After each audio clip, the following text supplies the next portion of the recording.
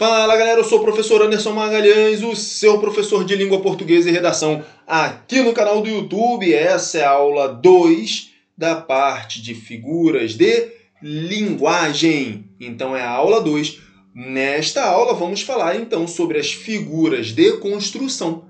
Na aula 1 eu falei das figuras de som. Agora, na aula 2, eu vou falar das figuras de construção, ou figuras de sintaxe, também são conhecidas como figuras de sintaxe. Então, olho na tela e as figuras de construção. Pessoal, as figuras de construção, trocando em miúdos aí para você, do que se trata então as figuras de construção?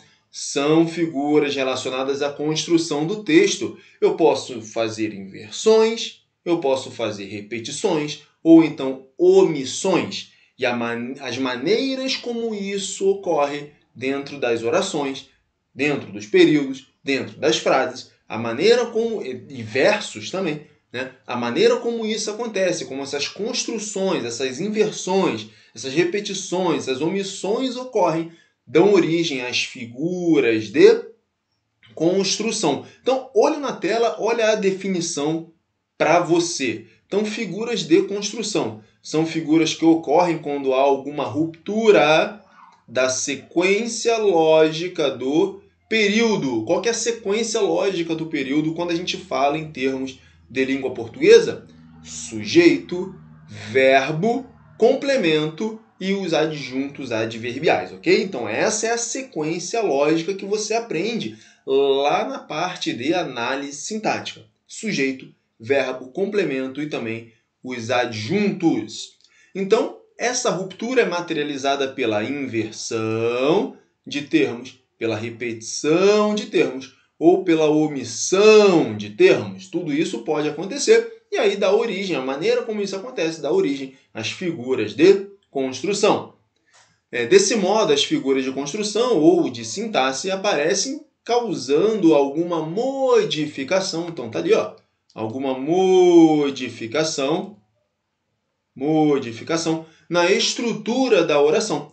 E as figuras de construção estão muito presentes na linguagem o quê? Tá aqui, ó, na linguagem literária, na linguagem publicitária, na linguagem cotidiana, de uma maneira geral. Maravilha, então? Então, figuras de construção relaciona-se à ruptura da sequência lógica da oração. Eu posso inverter, eu posso repetir termos, eu posso fazer a omissão de termos.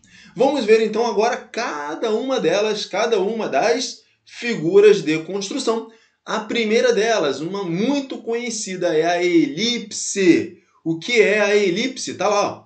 Elipse consiste na omissão intencional de um termo. Facilmente, aqui está o detalhe, ó, facilmente identificável pelo contexto. Então, tá lá. Então, o que é a elipse? É a omissão de um termo, porém, essa omissão desse termo, ela não prejudica, porque eu consigo facilmente identificar este termo pelo contexto. Olha ali, ó, olha o exemplo. Na sala, vírgula, apenas 4 ou 5 convidados. E aí existe a omissão ali do verbo havia. Olha só, na sala havia apenas 4 ou 5 convidados. Então, embora naquela frase eu não tenha colocado o verbo havia, ele é facilmente identificável pelo contexto. Então, o contexto me informa que há uma omissão de um termo ali. E esse termo sendo omitido, está ocorrendo, portanto, uma elipse. Então, a elipse é a omissão intencional de um termo facilmente identificável pelo contexto, beleza? E tá ali o exemplo bem estruturado para você, beleza? Próxima figura de construção é o zeugma. Zeugma, tá lá, consiste na omissão de um termo que já apareceu antes. Então, o zeugma é um termo, é a omissão de um termo. Então, o zeugma é a omissão de um termo, só que é um termo que já apareceu antes. Então, necessariamente, eu tenho que ter citado esse termo anteriormente, e aí depois a omissão dele, eu digo que é um zeugma. Então, a diferença da elipse para o zeugma é que no zeugma eu já citei o termo anteriormente, agora estou omitindo. Nesse caso, é zeugma. Olha ali, ó. Nem ele entende a nós, nem nós entendemos a ele. Perceba que o entendemos ele não está expresso. Se ele não está expresso, mas ele foi citado anteriormente, é um zeugma. Então, tá lá, ó. O zeugma é a omissão de um termo que já apareceu antes. Nem ele entende a nós, ó, o verbo entende. Nem nós a ele. Está subentendido que é nem nós entendemos a ele. Só que essa omissão de um termo que já apareceu antes chama-se zeugma. Tranquilo? Beleza, então. Foram as duas primeiras aí, sem nenhuma dificuldade. Elipse, omissão intencional de um termo que você consegue identificar com facilidade. E o zeugma? O zeugma, você omite também, assim como na elipse. Só que você omite um termo que já foi citado anteriormente no seu texto. Beleza? Continuando, as figuras de construção. O polissíndeto é a repetição de conectivos. Isso aqui que é interessante, ó. Polissíndeto é a repetição de conectivos na ligação entre elementos da frase ou do período. Olha ali, ó. E sob as ondas ritmadas, e sob as nuvens, e os ventos, e sob as pontes, e sob os túneis, e sob as labaredas, e sob o sarcasmo, e sob a gosma, e sob o vômito. Então, temos aqui a repetição de conectivo, do conectivo e, da conjunção e. Então, essa repetição de conectivos chama-se polissíndeto. Polissíndeto. Poli, vários, síndetos, conectivos, vários conectivos. Observação, a ausência de conectivos, pessoal, a ausência chama-se assíndeto. Então, o polissíndeto é a repetição de conectivos, variados conectivos, vários conectivos ali, a repetição de conectivos na ligação entre termos, entre elementos da frase. Então, a repetição de conectivo é o polissíndeto. A ausência de conectivos é assíndeto. Assíndeto. Beleza, galera? Continuando, então, as figuras de construção. Então, a inversão. A inversão consiste na mudança da ordem natural dos termos da frase, pessoal. Então, na inversão, eu vou inverter a lógica sujeito, verbo, complemento. Então, eu faço uma inversão, como o nome está dizendo. Algum desses termos sai do lugar e aí eu chamo de inversão. Então, inversão. Então, olha lá o exemplo. Ouviram do Ipiranga as margens plácidas de um povo heróico o brado retumbante. Olha só que interessante isso aqui. Nessa oração, que é o hino nacional lá, as primeiras estrofes, a primeira estrofe, né, do hino nacional, nós temos aqui que o sujeito é as margens plácidas do Ipiranga. Então, o sujeito é, se eu colocar na ordem direta, isso fica as margens plácidas do Ipiranga ouviram o brado retumbante de um povo heróico. Então, houve uma inversão. E essa inversão, portanto, é uma figura de construção. Então, ali eu coloco agora para você que a inversão é o nome genérico atribuído à figura de linguagem que consiste na alteração da ordem dos termos na frase. E aí, conforme o grau de inversão, nós temos o hipérbato, a anástrofe e a síntese. Pessoal, o hipérbato é a inversão mais branda, a anástrofe é uma inversão um pouco mais radical e a síntese é uma inversão bem extrema, que pode, inclusive, prejudicar a compreensão da frase. Então, o que nós temos aqui? O que nós temos? Inversão é o nome genérico. Inversão é o nome genérico. Os tipos de inversão. Eu posso ter hipérbato, eu posso ter anástrofe e eu posso ter síntese. O hipérbato é a inversão, tá lá na tela, olho na tela. É a inversão da ordem direta. Tá lá. Tão fadigada, vinhas e tão cansada. Eu posso colocar isso na ordem direta. Ficaria o quê? Vinhas, tão fadigada e tão cansada. Então, o verbo indo lá para o início, tu vinhas, tão fadigada e tão cansada. Essa seria a ordem direta.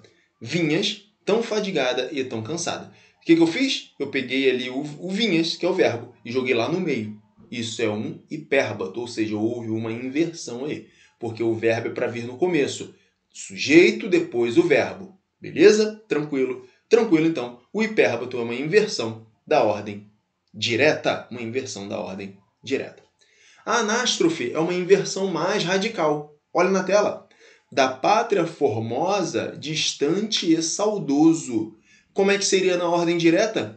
Distante e saudoso da pátria formosa. Então, distante e saudoso da pátria formosa. Você vê aí que na anástrofe você já tem uma inversão já um pouco mais acentuada. Já um pouco mais acentuada ali, em termos até de fazer a leitura, já é um pouco mais difícil para você ter um entendimento ali.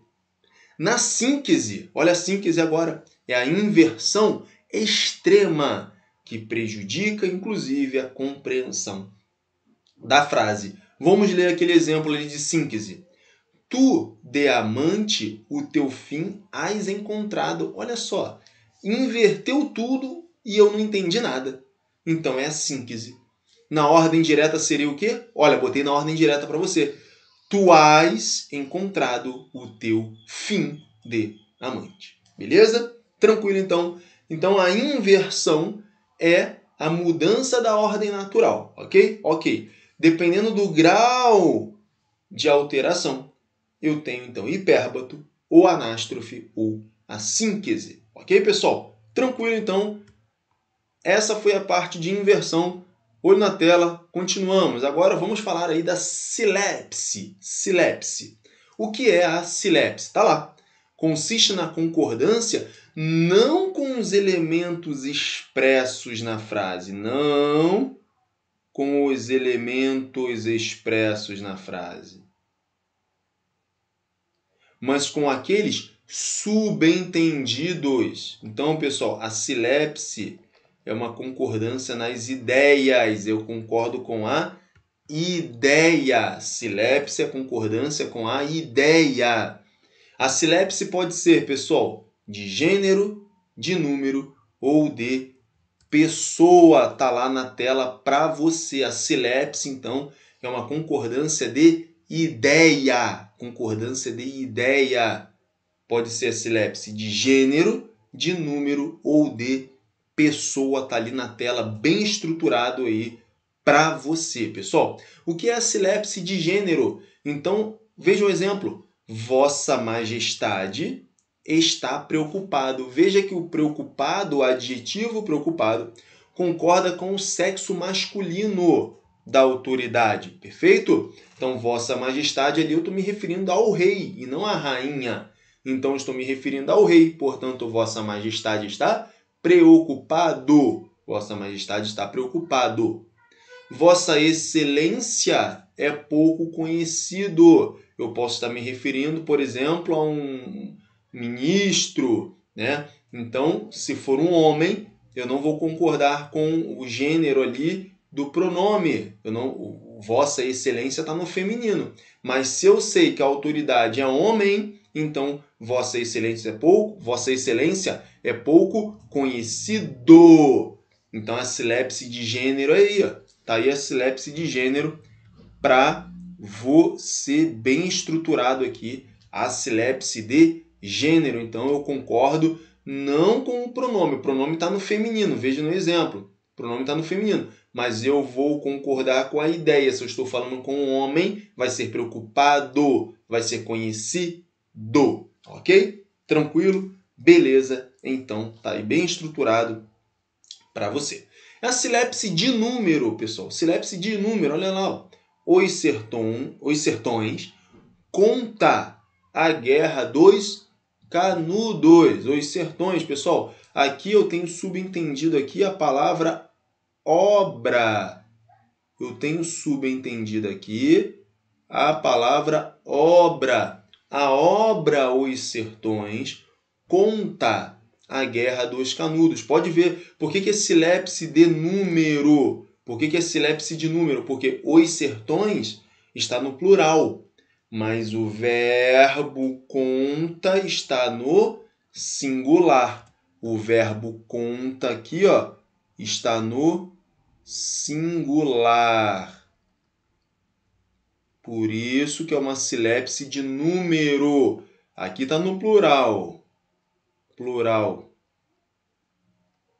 Mas o verbo está no singular, porque está subentendida a palavra obra. A obra, Os Sertões, conta a Guerra dos Canudos, beleza?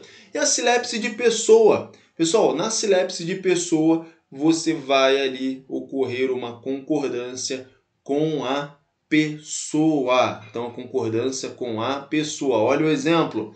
O que me parece inexplicável é que os brasileiros, daí eu me incluo nos brasileiros, é que os brasileiros persistamos, ó, nós persistamos em comer essa coisinha verde e mole que se derrete na boca. Então, veja bem, a construção estaria se encaminhando para o que me parece inexplicável é que os brasileiros persistem, né?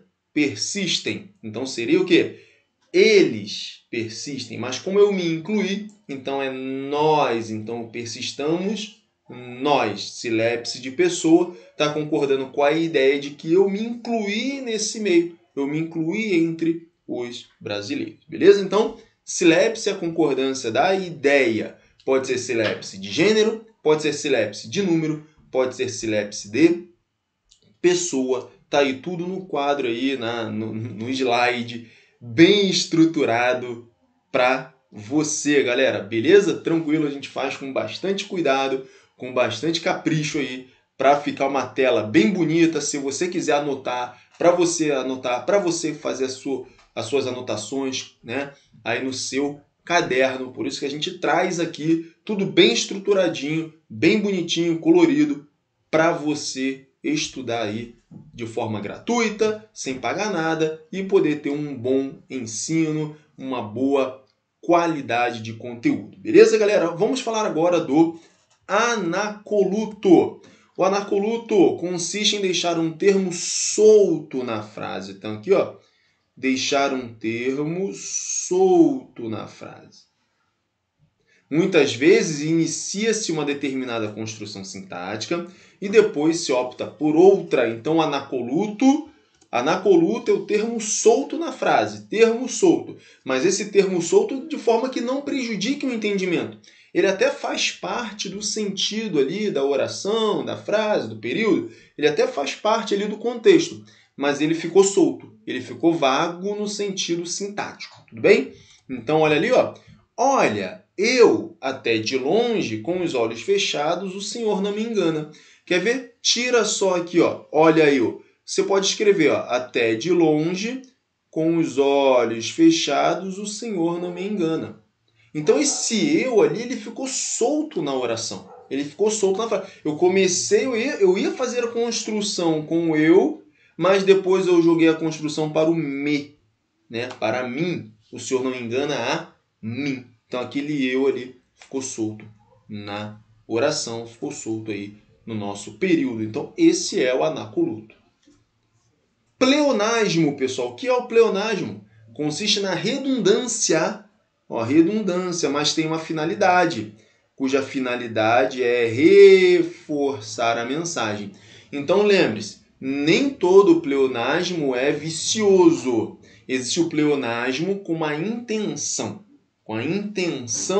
de ser redundante, ou seja, para reforçar uma mensagem, beleza? Tá aqui tudo bem estruturadinho para você, galera. Esse conteúdo sempre aqui é feito com muito amor, muito carinho, para que você tenha aí um conteúdo de qualidade, de excelência, para que você possa estudar e possa fazer as suas anotações, tranquilo? Então, olha ali o exemplo de pleonasmo. Errir meu riso e derramar meu pranto. Ali é pranto, tá bom, pessoal? Pranto é o choro, tá bom? Errir meu riso e derramar meu pranto, Vinícius de Moraes. Então, rir meu riso, tá vendo? Ó? Então, eu fiz um pleonasmo, né? O Vinícius fez o pleonasmo ali com a finalidade de reforço da mensagem, beleza? E aí, só quando é repetição desnecessária, subir para cima, entrar para dentro, aí teremos, nesse caso, o pleonasmo vicioso, tudo bem? Tranquilo então, galera? Espero que estejam aí conseguindo pegar legal. Tira o print aí, faça suas anotações, eu gosto de anotar no caderno. Faça anotações aí e aqui nós fazemos o conteúdo para você ter muita qualidade no seu estudo. Tudo coloridinho, bem bonitinho, olha aí o quadro. Pessoal, as últimas duas figuras de construção agora. Anáfora. O que é anáfora? É a repetição de uma mesma palavra no início de versos ou frases. Olha lá, ó. Então a repetição, então aqui, ó, anáfora é repetição de uma mesma palavra no início de versos ou frases. Está lá, ó. Olha a voz que me resta. Olha a veia que salta. Olha a gota que falta. Então, eu tenho ali a repetição do verbo olha. Então, a repetição sempre no início de verso ou de frase. Repetição no início sempre de uma mesma palavra. Chama-se anáfora. Anáfora. E, por fim, a hipálage. Consiste em atribuir a uma palavra o que pertence logicamente a outra palavra. Então, o que pertence logicamente a outra palavra da mesma frase. Então, na hipálage, pessoal, na hipálage eu tenho ali uma frase e eu vou atribuir a uma palavra aquilo que deveria ser atribuído a outra. Beleza? Isso é hipálage. Olha ali o exemplo para você. Ao som do mar e a luz do céu profundo. Então aqui, ó, o profundo ele está determinando o céu. Porém, sabemos que profundo deveria ser o mar. Profundo deveria ser o mar. Então aqui, pela lógica, o que é profundo é o mar. O que é profundo é o mar. Mas essa palavra profundo está delimitando o céu, está determinando o céu profundo. Então, o adjetivo profundo, pela lógica dos fatos, ele refere-se a mar e não a céu. Obviamente, o que é profundo é o mar profundo.